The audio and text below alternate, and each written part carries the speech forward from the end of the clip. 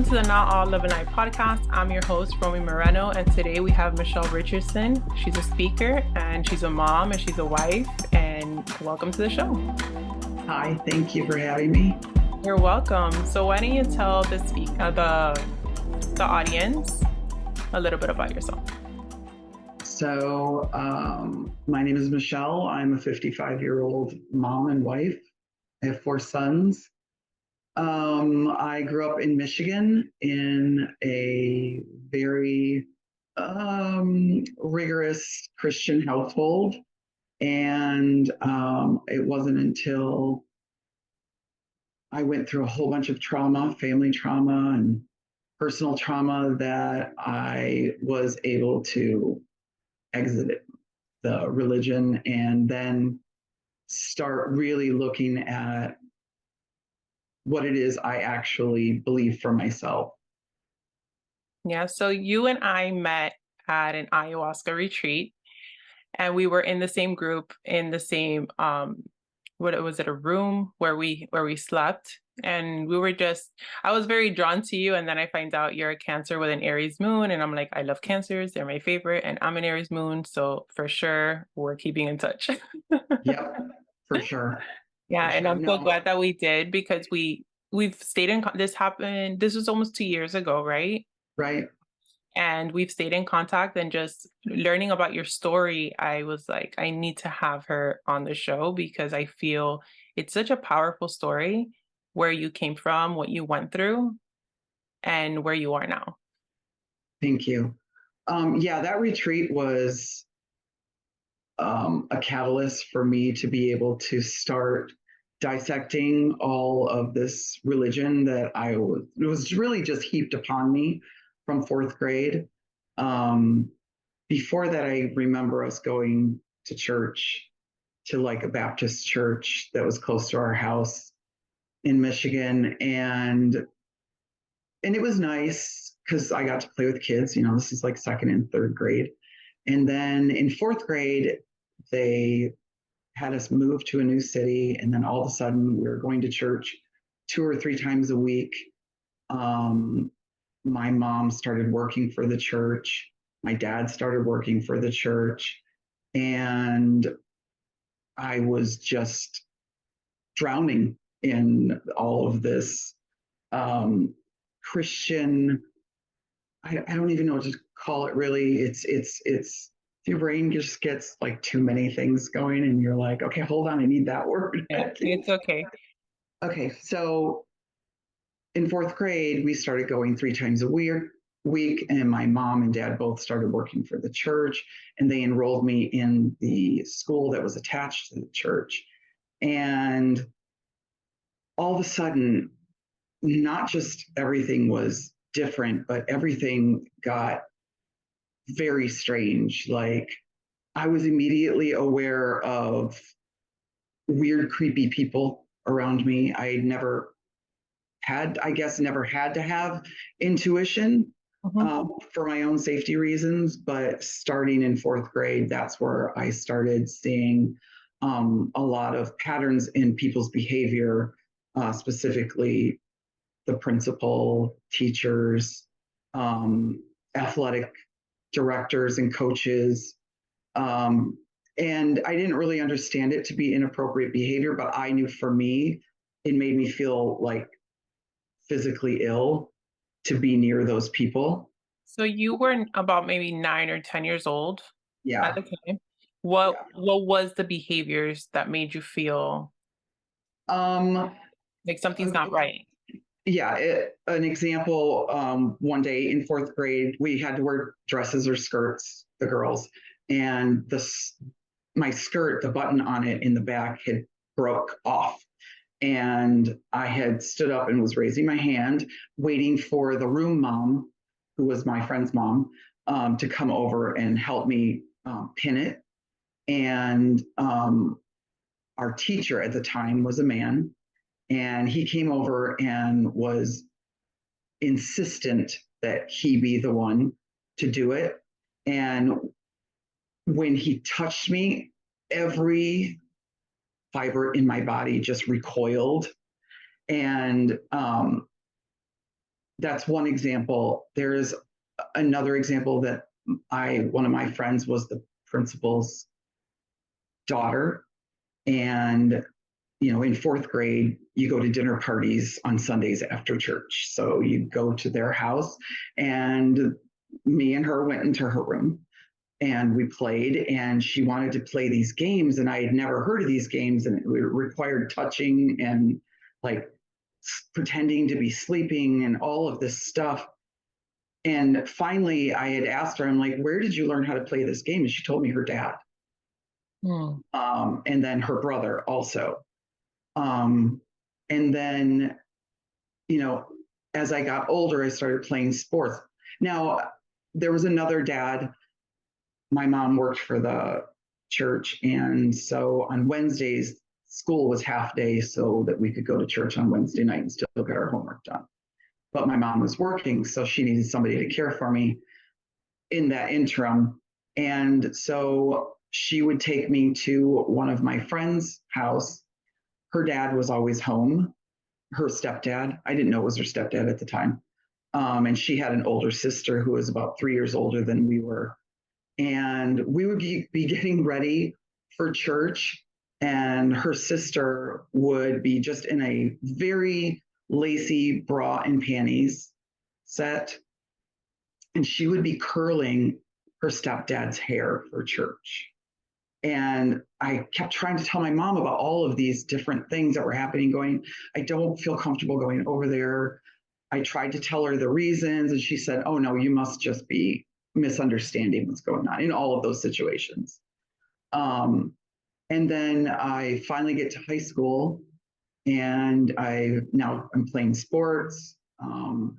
And I start noticing all of this weird behavior from some of my teammates, the older ones, like 1 or 2 years older, in that they would just like disappear with coaches, alone. And we'd go to camp. And I remember getting up in the middle of the night and had to go to the bathroom. And I caught one of my friends and our coach making out in the dark.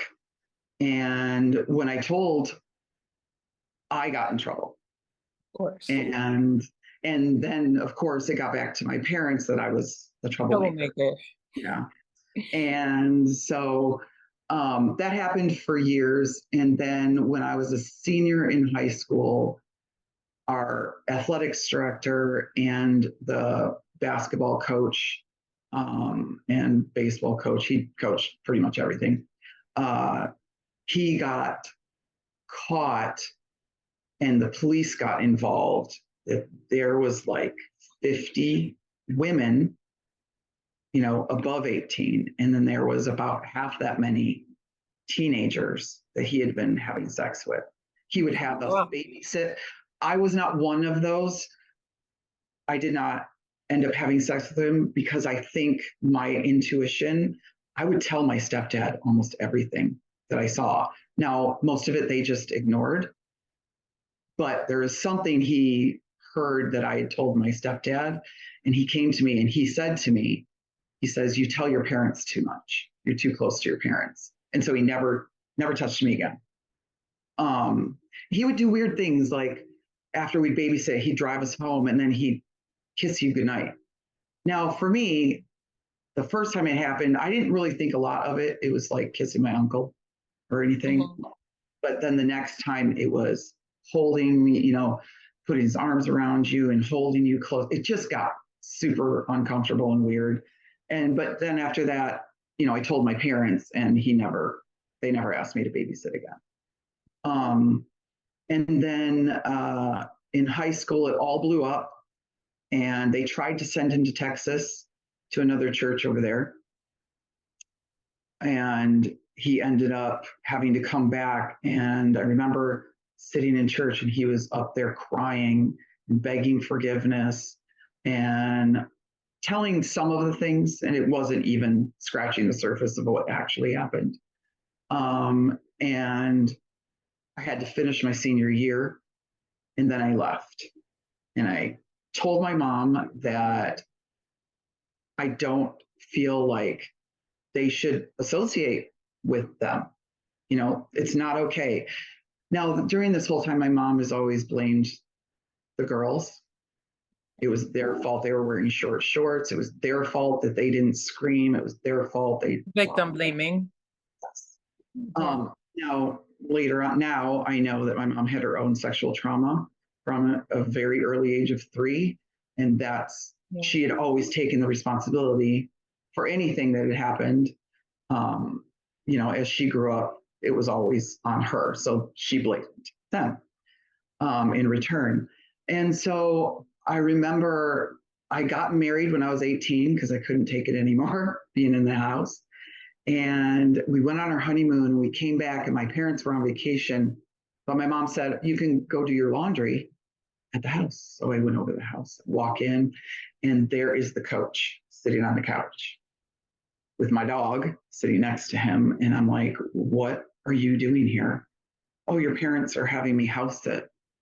And he proceeded to try to get me to sit down and have this conversation where he was the victim. And I stood up and I said, "There is no way you are ever convincing me that you are the victim in any of these situations. And I don't know why my parents are letting you in this house." And then I left. And I didn't talk to my parents for like 6 months then. And then about, let's see, this is probably 8 years later, that pastor also had a younger son who was just a little bit older than I was. He's now the youth pastor. My mom calls me and says, "Can you meet me for lunch?" And I said, "Okay." And in the meantime, I'm not going to church. I'm not taking my kids to church. My parents are calling, going, "I don't want your kids going to hell because you have a problem with authority." And that's what they had thought it was. Of course, fear modeling. Yeah. And I said, "Well, if your God is sending my innocent children to hell, then I don't want anything to do with your God to begin with."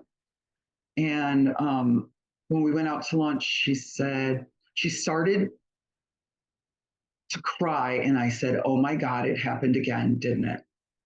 And she just like unloaded all of this stuff that, yes, now the younger son, who is the youth pastor. So at this point, I was 26, he would have been 27. Yeah, he was having all of these young girls do these sexual favors for him under the guise that they were actually helping God by, giving blowjobs and hand jobs and having full on intercourse at, 13 to 17 while he's married. And yeah, it was just a lot. And I told my mom, I said, "In all these years, you blamed the girls." And she's like, I don't know. I don't know what to say." And I'm like, "You have to leave. You cannot stay. You Was it cannot." like a community or it was like just a It was a church that you huge say? church. Like there are big like Because it Emmanuel church. sounds this It's sounds very much like a cult that I've seen like documentaries on. And so I'm just trying yes, to figure out if it's like those type of cults actually where you all live together and no, it wasn't. It wasn't that. It wasn't like like the Mormons do or anything. But we did use the same curriculum. I didn't know this until I watched the Hillsong documentary. That was our curriculum in school, and those were the events that they would take us to. Were these Hillsong events? And once I saw that, I was just like even more horrified. Like I jokingly called our church a cult, like, and it was mostly just to irritate my parents, I think, when I would say that. But then I realized it actually was a cult, and how easily people like my parents were just, they would give you so much. They would love bomb you to get you to agree to whatever it is. It didn't matter. yep. And you would never, ever say no. You wouldn't even think of saying no. You wouldn't even think of questioning, like, all other religions are bad. It's only our church that's right. And I kept asking him, like, how is that possible? There are billions of people on the planet. How can we be the only ones who are correct? Like, that didn't make sense to me. So I was Exactly. always questioning. So finally, my parents did leave the church. They didn't leave religion. And as they have found out that, you just change venues, but the curriculum is still the same. It was happening every church they ever went to. But my stepdad has he likes to be the center of attention. So the way they controlled him was letting him Oh. be in control of things. Oh. And then just last year, I had looked up something to do with the first church that we went to, that I went to school with, my parents worked at. And all of a sudden, there was this legal document, and it had my stepdad's name on it, that he was being sued for millions of dollars, because they actually knew they had taken insurance, against things like sexual harassment. Like, they specifically went and got a policy to cover them for this, and they lied all over the intake forms, and they all knew that it was a lie. So they were being sued, and my dad was one of the ones that was being sued. They never mentioned any of that ever. And when I had asked them 20 years ago when this was happening, or about that time, they both claimed ignorant, that they didn't know anything that was going on. And so that was literally the last conversation I've had when I confronted them, and then they refused to talk about it, refused to acknowledge it. You don't know what we went through. I said, all of my friends growing up, like, I'm on my fourth marriage. I don't know. Well, there's one girl who's been married one time and she's still married, but all of us have had horrible relationship problems and we're super critical about ourselves, and that's how they want you to be. They want us to be weak. They want us to see ourselves as weak and ugly and pitiful. We're only beautiful if a man tells us that we're beautiful. And it really, to them, it didn't matter what man it was. And those are the only people that you believe are men. So my whole life was spent knowing that that was wrong. Like, I knew that that men shouldn't be listened to specifically or only, but never understanding that all I needed to do was just trust myself. And that literally took until 2 years ago. When we did ayahuasca, that weekend was all about.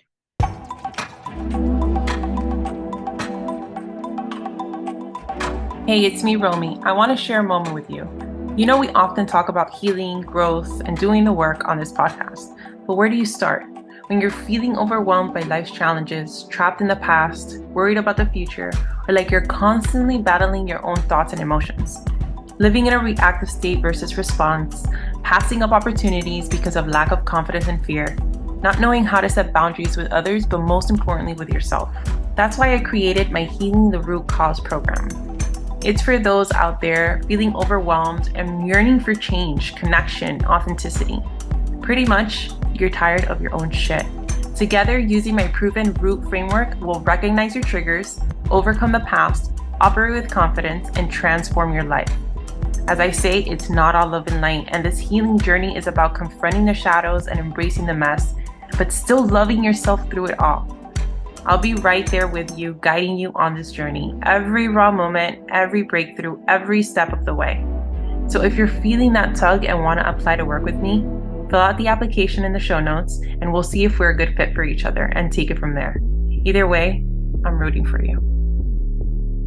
Really opening the door for me to even like myself, because the one time that I did throw up was the self-hatred. It was hours and hours and hours of, I was having visitations from my grandmothers and all of these really important ladies, even ladies in that church, who gave me all this nurturing when I needed it, because my mom wasn't a nurturer. The first person the first female that ever told me was beautiful was my pastor's secretary, or I'm sorry, not his secretary, his wife. My mom was his secretary. And when I went home and told my mom that, she was angry. and she was so bitter. She made me cut my hair off. Um, Now I was never allowed to shave my legs or wear makeup. Um, she was very jealous of my height and my voice. I used to sing. Um, so there was a lot of jealousy there. I didn't recognize it at the time. I just thought there was something wrong with me. And I think a lot of girls who grow up in organized religion have a lot of self hatred issues that really stem from being told as a very young girl that, you're unworthy. It's only Jesus that can save you, or, this man who's talking to you about Jesus, he can save you. So Which is crazy to me because I feel like with all the billion peoples in the world, we can't just have one belief system, right? yeah, And when we say organized religion, we don't just mean Christianity. Like no, this could be organized in any type of religion, anything, even correct. if it's not a religion, if it's a group. If somebody's love bombing you and the minute they're meeting you, they're like, "Oh my God, I love you," and Yeah, great and yes and da da da and being overly, it's nauseating how loving that's they red are. flags all over the That's place. a Red huge flags. red flag, right? Yeah, yep, But if you are not used to receiving that type of love, you could be like, maybe this is, you know, what I need, yeah, right? yeah, And then the gaslighting that comes with it, and the continued love bombing, and then the whole everything else is bad. This is the only thing, right? Because you had your experience with the Christianity church. I went to Christian church when I was a teenager when we moved to Florida mhm, from New York. And my experience was great. I loved everybody that I connected with. My best friend that actually um, edits this podcast, I met him through there, right? But it wasn't the message of like gay people are bad or homosexuality is demonic and crystals are this and and meditation is yoga is like all of that, like trying to right. condition people that everything else is bad, you need to come this way, right? Yeah, Because yeah, I'm so sorry people that say that yoga is demonic. Yoga is literally what saves me from probably committing suicide myself, like my dad did, I right? Because agree. that's how my healing journey started, because I Yeah, was a hot fucking mess. So, as much as I'm not a yoga instructor anymore, unless it's at my retreats or a workshop, I am so grateful for that practice because that is how my healing happened. Not all the years that I was going to doctors, not anything else. That was my gateway. Not that there's any no other ways, but that was my gateway. So right. how are you going to sit there and tell me that this is bad when I know what it's done for me? So here's the thing about organized religion. And again, this includes any and all organized religions. They are, I feel, the most dangerous thing on the planet. But the reason that they were started to begin with was, there was spiritual before, but when organized religion came in, it was created by those in power, those who were wealthy, to control the masses. And their weapons of control are shame, guilt, and fear. Mm-hmm. They have created a villain, Satan. They have created a horrible place that you never ever want to be caught in, hell. And they've made this beautiful idea of heaven. The problem is that, Satan was created so that you never have to take responsibility for your own terrible decisions, um, and that they could just blame. Has he's a scapegoat. It's a scapegoat. They never have to take responsibility for themselves. um, the shame comes from, you have to deny your body, deny everything that genetically comes natural to you. I mean, I can't even. Can we talk about masturbation on here? Yeah, you can talk Because about whatever you want. I remember, we didn't have the sex talk. Obviously, there to this day we have not had the sex talk, and I'm 55. I But didn't either. yeah, it just, and my mom's thing was, and she accidentally got pregnant with me. I would have thought that that would have made her want to at least give me the education of it all so it doesn't happen to me. But that's not what she chose. Um, the shame of, these urges that your body has, which is completely normal and natural. And and then if you do anything about them, the guilt on that, you have to repent for everything that's completely normal and natural. That is what really screws us up as teenagers and even younger. Like if you were molested or god forbid raped as a younger child, like you you bore the brunt of that. It wasn't the rapist or the pedophile. It was you. What did you do to make that person behave that way? And so organized religion has started wars. Everything horrible that's happened on this planet, you can trace it back to organized religion. Even, the political campaigns of these people, they use Jesus as a marketing tool. Dude, It's the most ridiculous. Like I can just I can just see Jesus, just yes, I say that all the time. Look, I have goosebumps now that you're yeah, talking about it because this is something that has been coming up for me lately. I believe in Jesus. I yeah, think he was obviously a real figure, right? And right, he's the spirit guide, and he guides right, us, and right, he protects us. And look, I have goosebumps just yeah, talking about it. yeah. And I could guarantee you that half of the shit that people are fucking using his name for Oh has no. like Yeah, I I don't know just why he doesn't I smite literally him. I can't wait till he comes back because I He's hope gonna that it's have while I'm here he's because gonna I have some think notes. yeah, it's going to be too much. He's going to no, I can't. It's too much. And It's what drives me crazy is like the one time he showed anger in the Bible, they say, is when he went into the temple and he flipped the tables and he said, "You will not do this in my father's house." Yet, all of these televangelists, like I don't know if you've ever seen, I can't think of his name right now, uh, big TV evangelists at the beginning of the pandemic.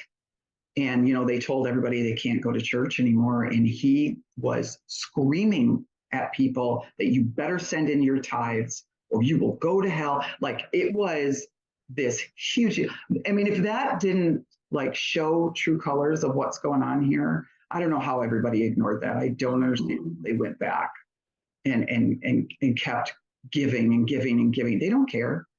they You don't know, like, they don't people that are brainwashed and have been gaslighted and love yeah, bombed and manipulated.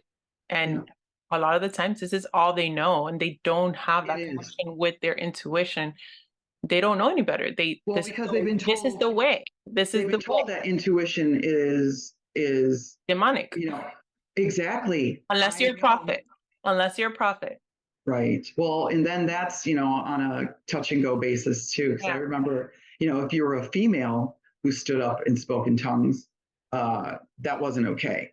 But any man, the pedophile, they could stand up and they could say it. That was fine. And but yeah, that's another thing. Pedophiles, they hide in religion. Um, Obviously, look at the Catholic Church and the church that I grew up in. Um, Organizations like Boy Scouts of America. That's another documentary. If you have boys, you're going to want to watch that. Um, Hillsong documentary. There, I mean, we can just go on and on and on.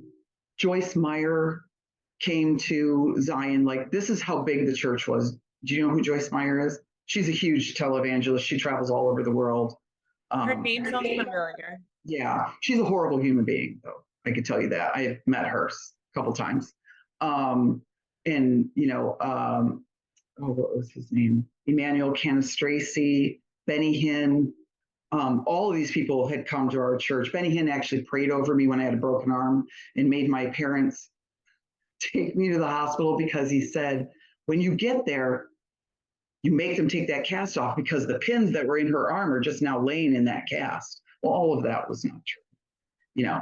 Did they And pick you? oh, they did. They did. They took me right then. And then I asked them, I'm like, so what does that mean? Well, he just must have been a mistake. It must have been a mistake. That was the devil that was making it seem like Right. he wanted to trick us. Yes. And that's another thing, we don't have to question our religion because we've been programmed to believe that anything outside of it is all the devil's work. So they won't even go look elsewhere because they've been, just beaten into their brains that everything else is evil. Like you said, I got a huge kick out of this year when they released the yoga Barbie and all of the Christians were like losing their minds. They have no idea what they're talking about. The other thing is witches. What are witches? Well, I mean, if you go with the Disney version, it's, these evil Satan's brides who eat children, and none of that is true. Oh, They literally were so successful at convincing that whole era, like in the 1600s, that witches were this evil thing. These are women that you've known your whole life. You spent every day with them in your village or wherever it is that you lived. You know them, but they were still able to make you so afraid of Satan and hell that you were not just okay with them being put to death, but you were cheering it on. Like, it's so crazy because the actual definition of what a witch really was, it was a healer, a medicine woman, a doula, a midwife, a wise old woman, any women who couldn't be controlled. or I They, was just gonna say any woman that used her voice or stood up, exactly. that was a threat. Exactly. Yep. And that is where all of that came from. And that's been like my message, I identify as a witch. I think I'm wise. I'm 55 years old. I've learned a lot of stuff, albeit most of it in the last few years. But we all have this magic in us, and what they have done such an excellent job at through the patriarchy, which is also part of organized religion, is making us believe that we're nothing, that we have nothing, and to convince us even more so, they've made all other women our competition. Hmm. So anything I have, there's that whisper, oh, all of these other women, they want that. So don't be friends with them. You have to, everybody is seen, all other women are seen as competition because, and the whole purpose is that if we ever drop all of that and come together in a real community and a super, I can't even imagine, like I want to say magic, but it's, So like, much more than that. Yeah, I would me be too. Me too. right now because Yeah. they know how powerful we are, and they know how powerful we would be if we come together. And so that is my goal, to get us there, by dismantling. I don't know that I'll ever be able to, that we'll ever see organized religion completely dismantled, but if No, it always has to exist because people need to feel like they're a part of something. they do. But there are other things that we can be a part of, like this, this sisterhood that that we've developed. And then, out in our worlds, you start recognizing your soul family, and those people become part of your sisterhood. And those people you have a lot in common with now, and you can actually have these kinds of conversations. I don't know about you, but for the last 3 years, I cannot do like small talk. It's like painful. It's like getting your legs waxed. I just can't. I Yeah. can't do those conversations that are empty and just full of, where did you buy that dress? And I want to know about your childhood traumas and how you were raised, and what are you doing to get out of it? And if you've heard of somatic movement and all of these healing modalities that, of course, religion is deemed evil because they want to keep us broken so that we are indebted to them. The only healing can come from that, well, their version of Jesus and God and the Holy Spirit, and their version of family is so warped. Um, that's what I want to get women to, even if they don't end up leaving, if we can just reach a few women to make them start questioning themselves. Nobody has to believe me. Yeah. If anybody believes me, but now you've heard it, now go look for yourself. Go do your own research. Go on your own journey of self-discovery and learning about yourself and where all of this comes from. Like, I was told I was an emotional, over emotional, too sensitive, and in a condemning way, my whole life. Like, why do you care so much? You don't even know those people. I've heard that a million times. Um, and now, after reading my chart, like, that's just who I am. That's who I am to my core, and I don't have to fight it anymore. And that is freedom. That right there is extremely important. I would like to make that point. Getting to know who you really are and who you were designed to be has been probably the most beneficial thing for my journey. I cannot tell you the amount of energy I have wasted fighting every natural instinct I have just to fit in to how everybody else looks. Like, I have a funny story. So my husband and all of our friends are engineers, like all of them.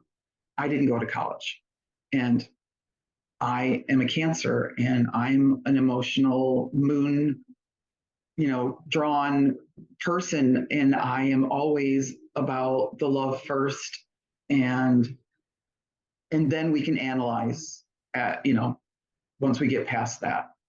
I'm an energy reader. I can tell who is somebody I want to get to know just walking through a crowd. Like, I can lock eyes with somebody and I'm like, beeline right over to that person. I don't know who they are, and they're looking at me like, what are you doing? But not fighting my natural God given or universe given or source given or whatever you want to call it, personality. And, I looked at it as defects before, and now I look at it as superpower. So that's something that's really been helpful for me. But, going out and doing your own research and seeing where every Bible story has been ripped off from cultures and religions that are thousands of years older than Christianity. But they don't know that. I didn't know that.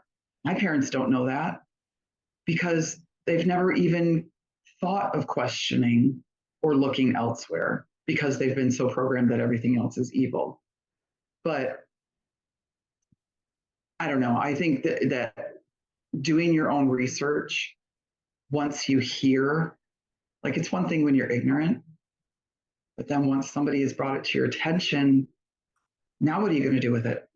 Sometimes I'm just like, man, when I was asleep and I didn't know, life was so much easier. Yes. Now that I know these things, I can't unsee anything. It's so, yeah, once you see and once you're aware of certain things, you just can't Yeah. see it. And I want to add to what you're saying of getting to know yourself, because also healing and getting to know yourself in this process, listen to your intuition. If Mm-hmm. something doesn't feel right, don't just let the logic come in and just think, no, that's just, why do I think these things? Why am I like this? No, there is a reason why something does not feel right, regardless of how shiny and pretty and loving and happy it looks. Oh, yes. And I can tell you that from experience that, for a long time, I would just dismiss my intuition because I would think, well, maybe this is what I always say. When it comes to other people in my work, with my intuition, I could tell them this is going to happen. You know, like right before we got on the call, I'm telling you things and you're like, yes, Yeah. yes, yes, yes, yes. Right. But when it comes to myself, I'm like, is this intuition or is this trauma? Yep. Right. But I've gotten Always a lot second better. guessing. Yeah. But I'm getting a lot better because it still creeps up where Yeah. now I'm able to analyze the situation and sit with it and know, is this something coming from a different place or is this really my intuition when it comes to me? But sometimes I feel like there's certain lessons that need to be learned. Right. And that's why we have those moments where we don't know for certain. But the more you heal, the more your intuition increases. And intuition is literally, that's your guiding source. Agreed. And it's like a muscle. The more you trust it, the bigger it becomes. And then it's just gets, sometimes it's a little scary. Like if I take an edible and I go out into a social situation, my intuition is like I could literally feel the eye opening. And it's kind of crazy. And there's been some times where even all of our friends are like, holy cow, you are on a roll tonight. Like just perfect strangers will walk up to me and like unload their life story. And I can just, I don't really understand how I know the things that I end up knowing. I have claircognizance. Mhm. That I say Yeah. claircognizance. Um, and as long as I can trust that, and I think the edible helps me like not to get rid of my ego. My ego just takes a back seat at that Yeah. point, and I can just speak clearly from my intuition.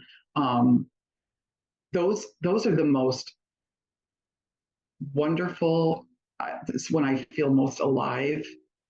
I I told my husband, I'm like, how do I make this into a career? Because I can feel this is what I'm supposed to do, Mhm. but I don't know how to get from here to there. I've been talking to you about the imposter syndrome. Like there's nothing on paper that says I know anything. There's nothing that says to trust me. I only have my experience and my instinct.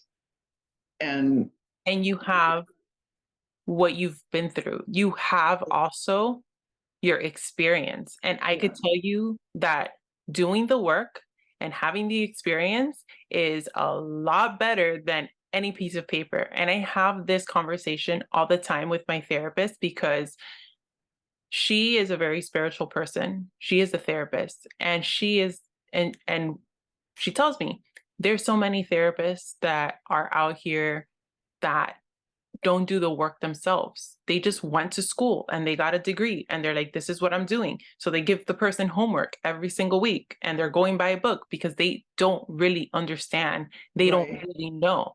And the same thing with healers. There's people that just wake up one day and they're like, oh, this sounds cool. I want to do it. Right. But they're not Yeah, actually born to do these things. And their intentions are not in alignment with what the work is. right, Right? They think there's like all this money and all of this stuff instead of the intention of showing love and helping people evolve and not making right, people codependent on you and controlling people and trying to have this godlike syndrome where you are like this person where everybody has to come to you because you have all the answers. Like it's ridiculous the things that I've seen. oh my None gosh, of yes, none of that, because all of that could come with a piece of paper. None of that qualifies you. Qualifies you is the experience. And honestly, this is what I tell everybody and I tell all my clients. You could only help people as far as you have gone yourself. right. You could teach If somebody you're how to really ride a healed, bike. You could you teach can somebody help. how to ride a bike. You don't need a certificate, Right, a certified bike rider to teach somebody how to ride a fucking bike, right? But somebody that reads an instruction and has never ridden a fucking bike cannot teach somebody how to ride a bike. They exactly. haven't gone through this. They don't know how to do it. They don't know how it feels. And when you put the emotion and the action together, that's where you remember and you get those memories and you know how to do things. So I am here to tell you that don't even worry about any of that shit when it comes to like degrees and like certificates or any of that, because that's just the programming of what people want you to do Right. If you were meant to do something, there's nobody that could stop you other than yourself. And Yeah. I looked at your chart before we got on the call, like, I already told you what the path is. Yeah. You know what I mean? You And know, I wanted to hit another point. When I said patriarchy is, is a side effect from organized religion, um, I think now, that we've had the Me Too movement, and there's still a lot of ripple effect from that going on, and women are not, going to just be quiet anymore. And oh God, there's so much good music out there. I have playlists that I playlist for everything. I have a healing playlist, a magic playlist. I have a gym playlist. But there's this theme of these really strong women who are taking control of the situation, and making it known so that the next person knows they don't have to be quiet, you know. Um, and I know men. Here's the thing with men.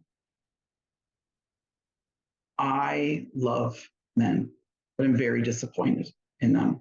I feel like it's like your kid, if they're misbehaving and they're getting bad grades, you don't hate them. You love them. You're disappointed in their behavior. And I think that men have been running, the world for long enough, and it's time that women get to do it. And I know that one of their thoughts is that a patriarchy and a matriarchy are just the same, but women are in charge instead of men. But that's not how it would be, because women don't do things like men. Women don't think like men. We don't react like men.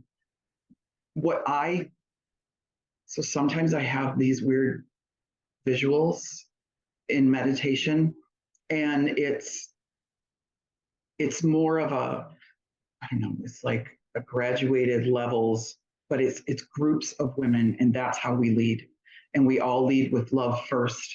And in politics, everything, like all over the world, not just in America, like there are cultures who are women who are always in charge, Vikings, back in the days, Egypt, all of these cultures, women used to be very respected. oh And it yeah, wasn't until organized religion came in that, they had to crush us yeah, and crush our spirits and keep us down.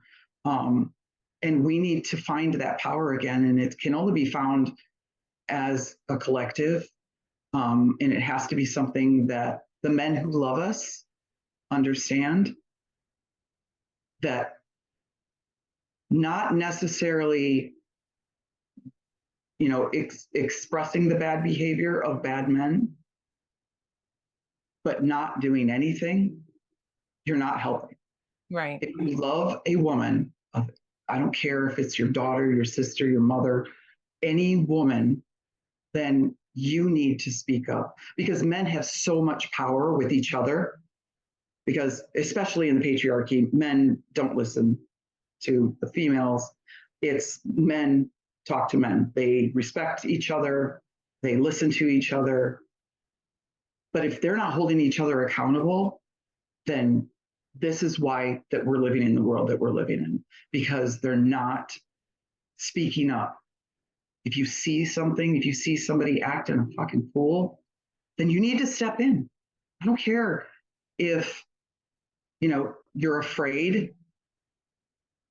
There's just no space for that anymore. There's no space for being silent when you see something happening. There's no space for letting it go. There's no space for, oh, boys will be boys. I'm a boy mom to 4, you're a boy mom to 2. We are doing our damnedest to try and make sure that our boys grow up into responsible men who respect women. yeah. But men have to do their part in this too.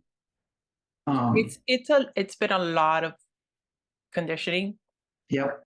but I work with a lot of men, and I Yeah. can tell you right now that I'm starting to see the shift. Yeah. I'm starting to see the shift where men are holding women, and not in these pedestals, right? Because nobody should be in a pedestal, Correct. but as equals, and just like this is what I need from you, this is what I could give you. And they want to be those providers, and they want to be, there in their masculine energy, but knowing that they need the feminine in order to thrive.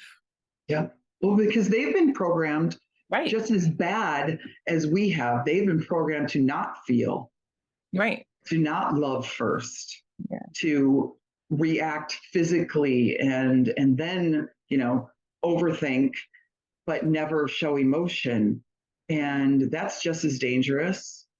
And it's part of what's gotten us to where we are now.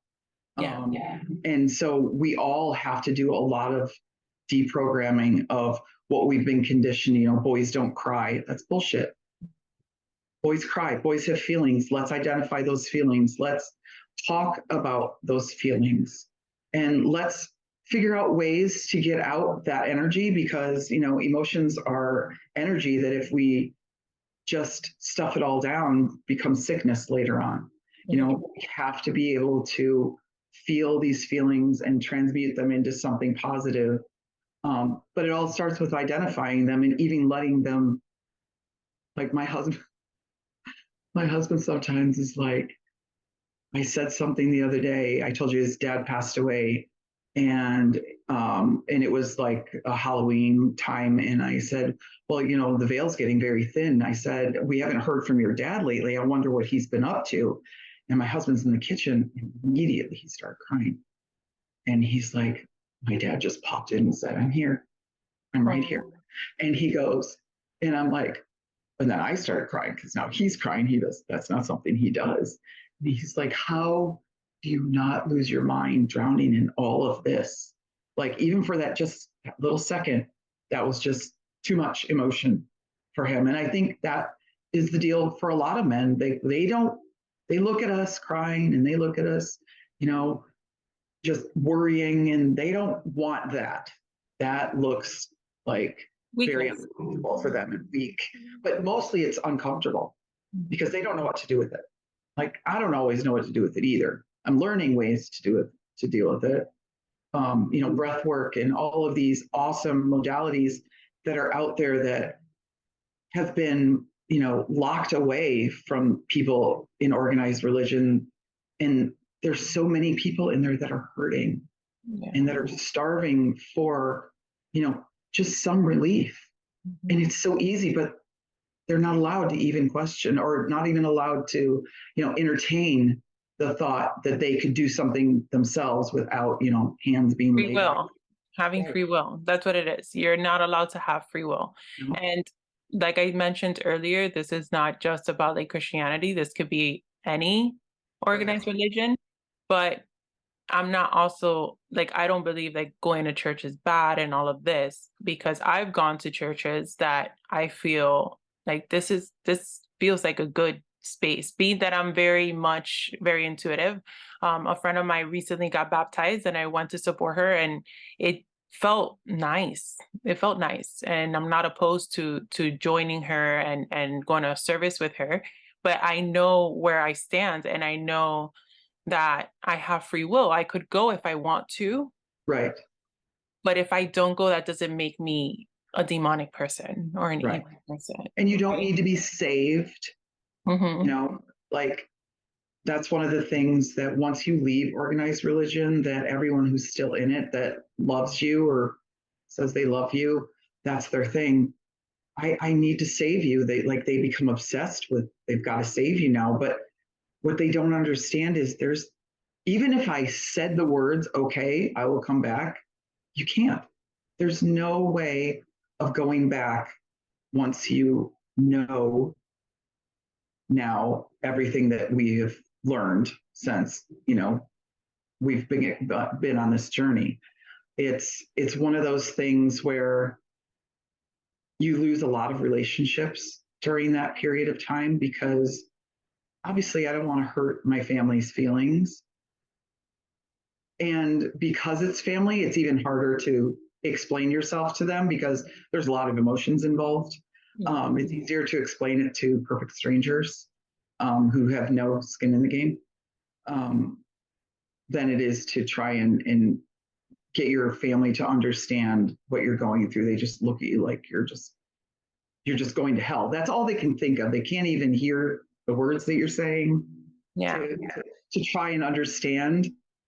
Um, but yeah, it's been, there's so much about the Bible that's been revised and redacted. And, it was a year ago when it's embarrassing to say this now, but I didn't know who Lilith was because in our Bible, she's not in there. And I didn't know who she was. Well, she's the first Mm-hmm. Yeah. woman to be crushed under, no, you don't get an opinion. You have to do what we say, or we're going to demonize you. Um, so there's all these little things that I'm learning now that seem like I should have known those. Like when I was a kid, like I talked to people and they're like, you don't know who this is. You don't know this. And I'm like, no idea. I had no idea. Yeah. So I'm like, There's a lot of healing that comes when you learn these things about yourself too, because we have Lilith in our birth chart, and I've worked a lot with her in the last, with that energy of Lilith in the last year. yeah. So Well, it's and I sometimes, and you can cut this part out if you want to, but I channel. Sometimes we'll do a mushroom ceremony, and I several times channeled Isis, and then once Lilith came, and I really was caught off guard by that. I expected it to be Isis again, and so I was like, all right, let's do this. And she got a lot of rage. Um, but there was a lot that I learned from that experience about, who she actually is as opposed to what religions have said she is. She's not a demon. She's not a demon. She is a woman who again was demonized because she wouldn't, submit to, someone else's rule. And so I've learned a whole bunch of stuff about her, and that was a really crazy experience. In fact, it was loud and guttural and all these crazy movements. And at one point, Dean came in and he was like, and I was like, it's okay. It's just Lilith. She's here offering protection. Like she is the protector of women and children. Like that's what she was showing me, all of this stuff, especially in my own family. It was really an amazing experience. But I was so freaked out by it. Like we have a friend who's a psychic. And so, and she also does mediumship and channeling and stuff. So I set an appointment with her, and I was like, I need to ask you something. She's like, you met Lilith. And I'm like, okay. we already knew. Because you're like, was that real? Or am I just crazy? Is that just a drug side effect or whatever? And so she said, no, that was real, and it won't be your last meeting. So I love that. it's just so empowering, like all of these different ways to learn about yourself and to heal. And I am just so grateful. Like I'm not grateful that my dad died, and that's when this all started, but I'm just so grateful that somehow I made it through that to get here. Right. And I'm proud of you. You've done amazing, and you're going to help so many people because of this. And you're going to write a book too that just came to me as a download. I'm trying. So you've been already working on it. Okay, yeah, because I see a book, I see you speaking in front of a lot of people, and it's just, this is not a podcast episode to bash anybody or anybody's belief, but just so you could be aware that it's more like the cult like behavior of, okay, the love bombing, the, disregarding your feelings, your intuition, trying to condition you into believing that only their way is the best way, and or they're the chosen ones, that they're the only ones that you could go to. You can't make a decision, you can't do anything unless you seek their help, Right. making you codependent on them. If Right. anything feels that way, question it. Yeah. Question it, because whatever you decide to practice needs to feel right within you. It Yeah. shouldn't make you feel bad. At 9 years old, you're feeling like something's not right here. And I know the feeling that you feel because I felt those things too as a child. Like, Yeah. I had not learned what sex was, but I still Right. knew that this person should not be touching me in the way that they are. It Yeah. just felt wrong, right? Yeah. But then you're just disregarded. So this is what really this episode is about, of don't ignore your intuition. Yeah. You know the answer. Any religion or any cult or any even relationship that the premise of it is some kind of narcissistic Mhm. view. Yes. Even like, so the God that I grew up with, you know, we were told that the only reason we existed was to praise him. Like, if that doesn't scream narcissism, I don't know what does. But for me, I don't feel like I have to worship anything. I I have spirit guides. I have entities that I go to and respect their opinion of, but they don't require me to worship them You and work give with them. yes. You are guided by them. You are protected by them. You Right. don't have to worship anything. You don't Exactly. worship anything. You don't worship the moon. You don't worship, like, Exactly. anything. So it's just working with that spirit guide, working with whatever you believe in, right? Yeah. But if you have to completely be damned because you do things that are not hurting anybody or anything, Right. Right. it's just red flags, a whole Red fucking flags. Yeah. carnival, a whole fucking Yeah. carnival. Yeah. You know? If it makes you feel guilty every time you step out of line as far as their rules, that's a huge red flag. Mhm. Any narcissistic behavior is going to make you feel terrible. So that goes for, businesses, religions, you know, domestic relationships, that's not how it's supposed to be. That's not the design of all of this. All of this is supposed to be much easier than we've made it. 100%. And that's where the magic is, Yeah. truly. Well, thank you so much, Michelle. It was so great having you on here. I'm Thank not you. sure if you're active on Instagram or on social media for people to find you, but if you are, feel free to share your handle. Okay. On Instagram, it's the Vintage Dinosaur. And on Facebook, it's my name. It's Michele R. Richardson. It's Perfect. Michelle with one L. And I will tag it in the show notes. But thank you so much for coming on today. Again, I think your story is very powerful, and I can't wait till you write that book and Thank you. be at your book signing for sure. Thank you very much. You're Thank you for welcome. inviting me. I appreciate it. Of course, of course. And guys, feel free to share this episode with anybody that you feel might need it. And remember, it's not all over.